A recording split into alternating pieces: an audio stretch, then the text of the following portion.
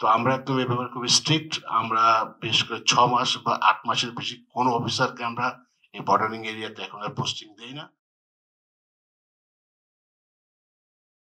কিছুক্ষণ আগে ১ম এই আমাদের অধ্যাপক ডক্টর মহিউদ্দিন কামাল স্যার বলেছেন যে বর্ডারিং এরিয়াতে, হ্যাঁ, এটা সত্যি যে বর্ডারিং এরিয়াতে বিশেষ করে ড্রাগ প্রন যে এরিয়াগুলো থাকে, সেখানে যদি একই অফিসার যদি বছরের পর পোস্টেড থাকে, তো তারা আসলে নিজেরা অনেক অপরাধে জড়িয়ে পড়ে। তো আমরা একদম এ ব্যাপারে খুবই স্ট্রিক্ট। আমরা বিশেষ করে ৬ মাস বা ৮ মাসের বেশি কোনো অফিসারকে আমরা এই বর্ডারিং এরিয়াতে এখন আর পোস্টিং দেই না, এবং পিরিয়ডিক্যালি এসপি সাহেবদেরকে সেভাবেই স্ট্রিক্ট অর্ডার দেওয়া আছে, যাতে তাদের সময় হয়ে গেলে ওখান থেকে বদলি করে নতুন যাতে অফিসার নিয়ে আসে, যাতে কোনোভাবেই ড্রাগ পেডলার কিংবা ড্রাগ যারা রয়েছেন তাদের সঙ্গে যেন কোনোভাবেই সখ্যতা গড়ে না ওঠে। এই ব্যাপারে বাংলাদেশ পুলিশ সবসময় জিরো টলারেন্স গ্রহণ করছেন।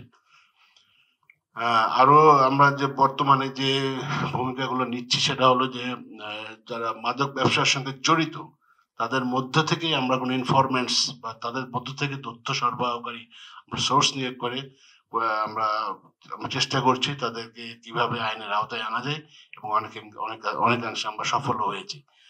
তো আমরা আশা করছি যে আমরা যদি এভাবেই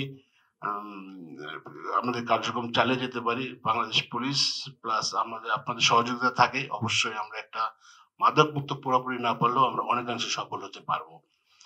আর আমাদেরকে অনেকে বলেছেন যে আসলে আমরা দেখেছি যে আমরা হলো সবসময় যারা মাদক সেবী এদেরকে আমরা অপরাধ হিসাবে দেখি। আসলে ক্রিমিনাল হিসাবে না দেখে আমরা যদি তাদেরকে পেশেন্ট হিসাবে দেখি, সেই ক্ষেত্রে কিন্তু আমরা অনেকাংশে কিন্তু আমরা আশা করছি যে আমরা অনেক অনেক অনেক সফলতা পাবো।